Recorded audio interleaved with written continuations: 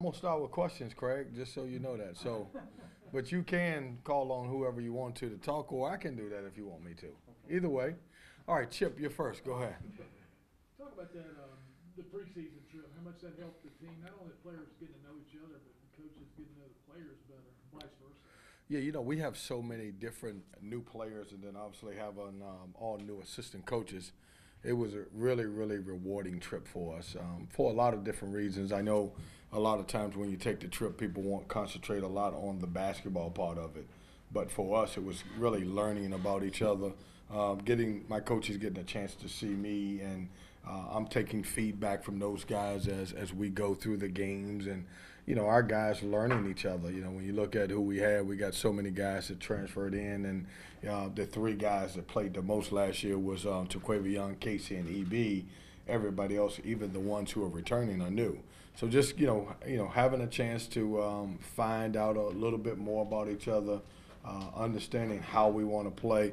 It was good for us because we were able to get at least 10 practices in, and I think that was important, especially with a new team. And I vote to have take these trips every year. If anybody else is part of the NCAA, that'd be a good thing, especially the way transfers goes now. You don't know what your roster is going to look like from year to year, and I think it was good for us to get a little advantage, kind of learning each other. You've always liked a hybrid forward. How's Jack Clark fill that role? Jack did a great job in Bahamas, and he's been one of those guys. And you're right, it's the new breed of forward. Jack will play some small forward for us, but I guess you could say small ball, but he's not really small because he's 6'8", 6'9", and so we will play him at some face-up power forward. I like him as a Torin Doran type of guy. But a little bit better shooter. And then Torin Doran was really special for us my first year. Could drive it, he could shoot it, he could guard multiple positions. But we'll use Jack in that way. Earlier this summer, you mentioned Terquavion had no choice to step up and become a leader. Obviously, this good for you. You've got some veteran players this year, but how has he taken a step in? He's done a good job. He's always been our most. He always brings the most energy to our team. And he's still that way. What I love about the kid, one of the reasons, obviously, that he wanted to come back to school, obviously wanted to play his way into a higher pick next year, but he loves school. He loves teammates. He loves, if you guys have ever seen him at the football games, he's jumping up and down, and he loves to tailgate. He loves everything about NC State. And so his leadership is because he cares about everybody that's around him, and he's done a great job embracing that. He's done a great job as the guy who's a leading scorer returning, embracing the new guys that are coming in also. Would you consider him your foremost leader, or are there other players, even new players, who maybe are a little older and have stepped into that role? Yeah, I would say, Luke, I would say that probably if you made me pick a guy who's going to be our main leader this year, I would say it's probably going to be Jaquel Joyner. I think Terquavion will lead in several different ways as he plays, and he will certainly have a voice. But if you made me pick a guy right now, I would say it probably would be Jaquel. He's older. He's the point guard on the team. He's been through it a little bit, and I think he's stepped up so far. And it's hard for transfers to come into any program because they're still trying to figure out their way out. And can they say this and can they say that? And I think he's been one of those guys that's found his niche and people listen to him. How's the chemistry between Jarkel and Terquavion on the backcourt? It's good. A lot of times I haven't played them together a lot because they're both so competitive. So I kind of want them on the other team so they both can lift the other team up. But the times that they've played together in Bahamas when they were on the floor together, they seem to work well. We got enough shots at this program to go around, so I don't think that's ever going to be an issue. From numbers standpoint, you see Casey Marcel and Breon Pass playing multiple roles, different positions. Yeah, I think you're going to see Casey Marcel, who will play some shooting guard and small forward. I think you'll see Breon as a point at times and then off the ball at times. But, I look at Casey as a guy who could possibly be one of the top defenders in our league. Strong, he's physical. He's also shooting the ball very well. And I think Breon Pass, we saw just a little bit of what he can do last year. And I think you'll see more of him because he'll have opportunities. So you'll see at times him with Terquavion, and times he's with Jarkel on the floor, and then even with Casey. You been around a lot of winning teams and championship teams. How tough personally was last year for you, and what changes did that bring about? Well, Chip, you know I'm a competitor, and you know I think every coach in the country pours his all his energy and time and effort into the job that they do, and you certainly want to be rewarded at the end. And for me, it was tough. You know, I would be lying to you if I didn't tell you it was one of the toughest seasons, if not the toughest season that I've ever been through in basketball. Very humbling season for me, and you know, as a head coach here at NC State, no matter what the situation was, I take full responsibility of the season that we had, and it's my job to go out and try to correct it. And I think we've done some great things in identifying some of the issues that we had last year, and we've done it through recruiting and bringing the right guys in. Has that energized you? Yeah, you know, I don't need. Sometimes I don't. I'm energized all the time, and you know, I'm excited, just excited about this year as I was going into last year, and I don't need a losing season to get me that way, but certainly it helps. You know, I wouldn't lie about that part of it, but you know, I'm as focused. My attitude's been great.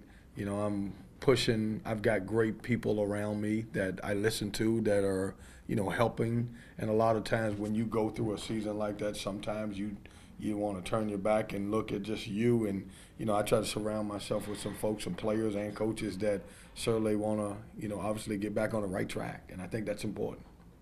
How are the new assistant coaches doing, and how long did it take working with them to sort of become your new normal? Yeah, you know, they're doing great. You know, I think all three of those guys are fabulous. And, you know, one thing I wanted to go out and get three guys with tremendous energy.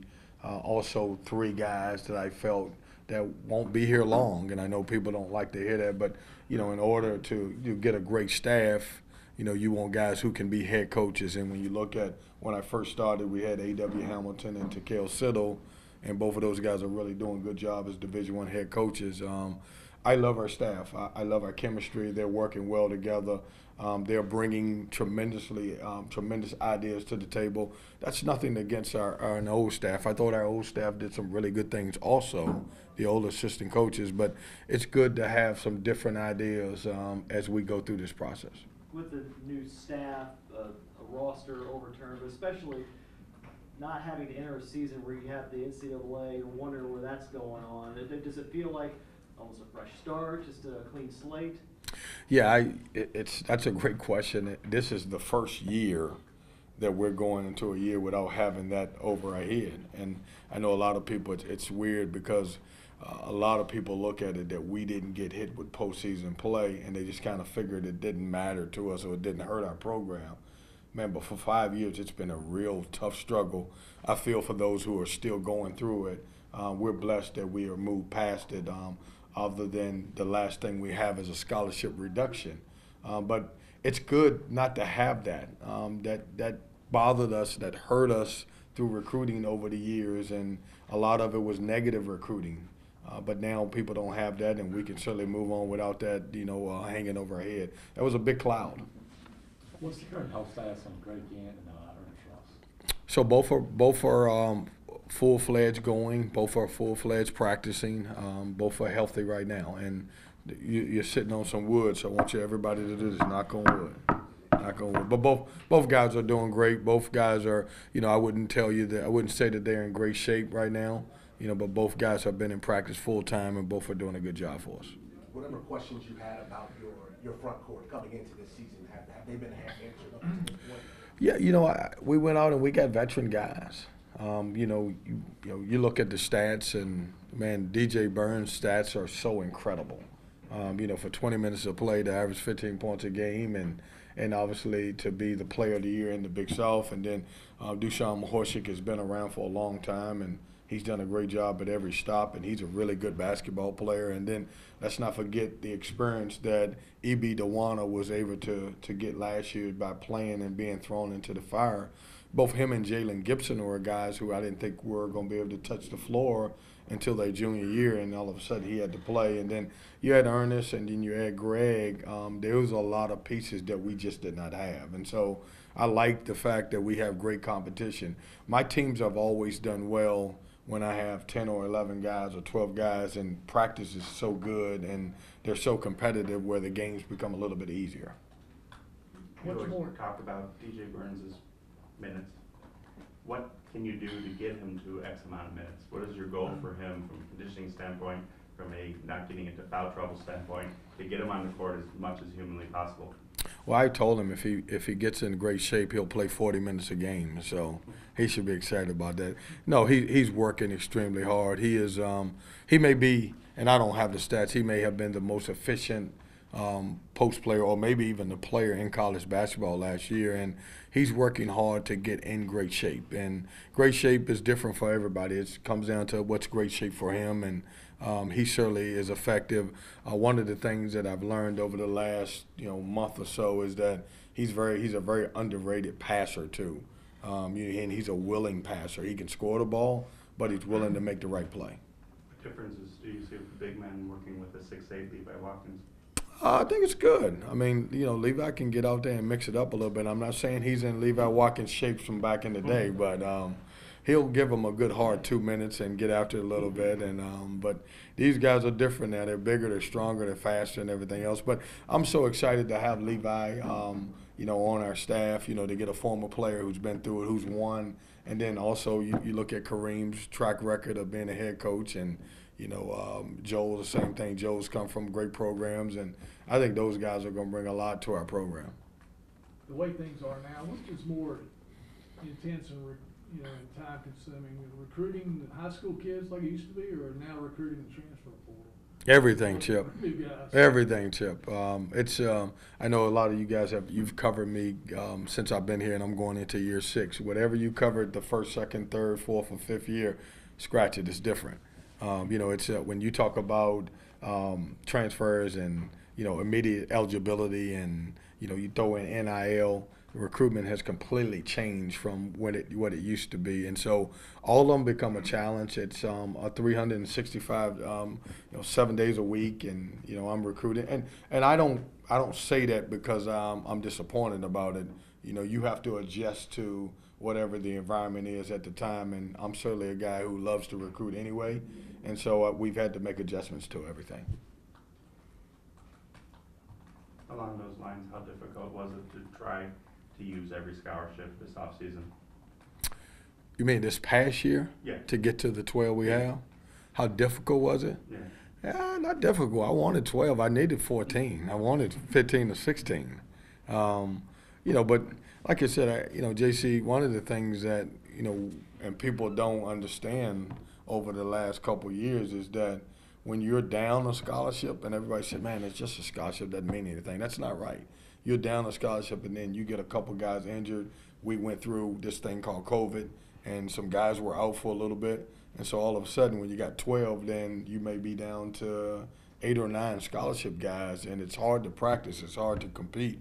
At one point last year, I became one of the best 4-on-4 guys in the country. We're trying to practice with some guys, and that was just something. That was another thing that I've never had to do in my life, because we would have more players than less, and for the first time I was faced with that. And so certainly I wanted, if I could get as many guys as we can, in a NC State uniform to practice, I think it helps. And then obviously as you got down to those 8 or 9 guys that would practice, you were trying to figure out now how to wear them down so you really couldn't get chemistry because you couldn't go as hard as you wanted to. And along those lines, how talented are your walk-ons this year? Well, man, I got one parent that's just crushing me, and her name is Georgette. She's crushing me. I tell you what thing, it's hard. It's really hard. My son and I got a tremendous relationship, and my wife and I, man, we're strong in 22 years of marriage. But it's the first time now where she's got a chance to be a parent, and she's gonna talk trash to me about her son, which is different. I don't know what she's gonna say when if I yell at KJ and he comes home and say, hey, Daddy just yelled. Oh, will he say Daddy? He may say Coach. I don't know. But he just yelled at me. So it's different. I'm having fun. I'm excited. Just having my son around me and being able to see him every day, man, that means a lot. And I'm excited that he's with us. And we had a choice as a family to whether he was going to come to NC State and be a part of our team or whether we're going to send him to prep school. He missed his first year with a torn labrum, and then he went through, the COVID years, and, the decision was it was really on him, and he loved our team, and he loved being around our team, and we decided to get there. So I think our walk-ons are going to help. I know I can't get rid of one of them. I know that, so it'll be a problem. When you were talking about last year being humbling and it's a difficult experience, some of that's beyond your control, is like Manny in the first minute. And then there are things probably you look back and you say, maybe I could have done this differently or whatever. Kind of how do you balance that part of sometimes things go wrong, and then some of it's what can you do better, I guess, when you reflected on yourself? Yeah, Aaron, you know what I did? After a while, and I'm the toughest on myself than anybody, I go back after the season and I spend, 2 or 3 weeks and listen to everything and think back and replay and watch a lot of film. After I got to that stage, I stopped having, I decided, I'm going to turn the page. And I'm going to go out there and I'm going to recruit as hard as I can. I'm going to address the needs that I think that we need to have. And, Manny it was a tough loss for us because we thought we were going to have a veteran guy. And then we never thought that we wouldn't have Greg Gant. And then Ernest Ross went through his deal. And so all of that being said, is there a couple things I could have done better from a coaching standpoint? Possibly. But I didn't think we had the pieces. And, a lot of times we were trying to survive and stay in a lot of those games just because we didn't. But at the end of the day, I hope and trust my instincts, and my instincts were to try to go out and fix some of those issues. Nobody takes the blame more than me. No matter how it looks, I take it on the chin, and I don't try to, put it on anybody. I thought the kids were fabulous. They gave me everything that they could ever give me, and it's up to me to fix it. First losing season ever in my career, and that was tough, and I didn't like it, and so I had to make some adjustments. Big picture. Yeah. It feels like sometimes the rules kind of get changed midstream. Like they're moving the goalposts on you. Transfers could be eligible. Transfers are not supposed to be ineligible. Can't do it, 2 times in 4 years, and yet then everybody gets a waiver. Do you kind of sometimes look at, how they use official visits rules and how they use the transfer rules and be like, okay, how are we supposed to build a roster at times when we don't know if they're even going to be eligible, and then all of a sudden they get a waiver like 3-4 months later? Yeah, I think, and I hope I probably speak for a lot of coaches, not everyone, but if you can't adapt to what's going on right now, it's probably time for you to look at a different career, because it has completely changed. The way you guys have to cover has changed. It's completely different. I wish I had, we have this, 28 visits in 2 years. With the ability to bring young kids on a visit, and with the ability for so many guys to transfer, I wish we would go to and look at saying, hey, there should be unlimited visits. You use it as you may. The other thing I would love to see at some point is that, we get 3 coaches that can go off the 3 assistant coaches and myself that can go and recruit. I wish we get to the point where you got a staff, you send anybody out that you want to. And I do think we will get to some of those rules at this point. I don't know that they're there right now. But it becomes a challenge because you have to figure out, all right, who do you bring in, and do you have a chance to get those guys right away, or are you wasting visits doing those things? And it's a good mixture. And, we have a unique place here. I love NC State, but we also have to find guys who fit what we're trying to do and fit the culture of the school. And so it's a complete balancing act. With the 28 visits, I'm guessing that rule was created before juniors were allowed to visit, and before you might have to use 8 to 10 official visits for the portal. I don't know if it was created before the juniors, but it was definitely created before guys can transfer and not play right away. Yeah. Can you elaborate on the changes that you said that you had to make with yourself coming off your first losing season? Like anything specific that you can share with us? Yeah, I don't think it was anything that I would say that I go back. And if we would have won every game we played last year, I would have done the same thing. But when you lose, and I don't know if you've been through any of that stuff in your life, or you have something that you didn't like, you go back and you look at it a little bit more. And I don't think I can point to one thing, But it was a lot of things that I said, hey, you know what? Maybe I could have done this. Maybe I could have brought a little bit more energy. And I'm an energy guy, so for me to say that, that's tough. But at the end of the thing, I don't think it's any one thing. I just look at the entire. My job as a CEO of NC State basketball is to look at the entire program and see where I can help. Obviously, make sure that our kids are in the best situation that they can be in, and that's what we've done. One of the biggest things is identifying and getting more players, and obviously helping and have a little bit more depth at each position. I think that was better for me. But nothing specifically when it comes to your coaching tactics. No, I mean, coaches are creatures of habit. Yeah, could I have switched defense? Could I have ran another play? 100%. But we're creatures of habit. We can get better at what our system is, and obviously I always go back at our system and say, can I figure out how to make our system better, tweak it a little bit. Yeah. What are the biggest things you learned in the Bahamas, just from a basketball standpoint, with all these new players that you're trying to get to play together? I learned that our veteran guys can help us. I've said this a long time in the ACC, and I got caught with it last year. I said it's really hard to win with a lot of freshmen and sophomores. And when you look back at our last year's team, all of our guards, all of them, all four that we played were freshmen and sophomores. And it was good because we've been able not to skip steps, but we've been able to accelerate a lot of the stuff that we would do because we have some older guys who have been in college, been away from home a little bit. They've been coached by some really good coaches. And I just seeing those guys, veteran guys now, we had three of the four because Dusan didn't make the trip.